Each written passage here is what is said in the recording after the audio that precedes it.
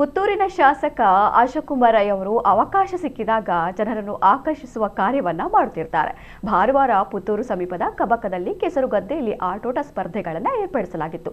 ವಿಷಯ ತಿಳಿದ ಅಶೋಕ್ ರೈ ಅವರು ಸ್ಥಳಕ್ಕೆ ಭೇಟಿ ನೀಡಿದ್ದರು. ಈ ಸಂದರ್ಭದಲ್ಲಿ ಕೆಸರುಗದ್ದೆಯಲ್ಲಿ ಸಂಗೀತವನ್ನ ಹಾಕಿ ಯುವಜನರು ಮತ್ತು ಮಕ್ಕಳು ಕುಣಿದಾಡುತ್ತಿರುವುದು ಕಂಡುಬಂದಿದೆ.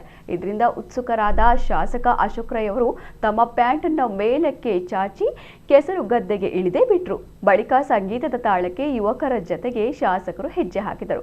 ಶಾಸಕರ ಈ ಕೆಸರುಗದ್ದೆಯ ಡ್ಯಾನ್ಸ್ ಜಾಲತಾಣದಲ್ಲಿ ಸಖತ್ ವೈರಲ್ ಆಗಿದೆ.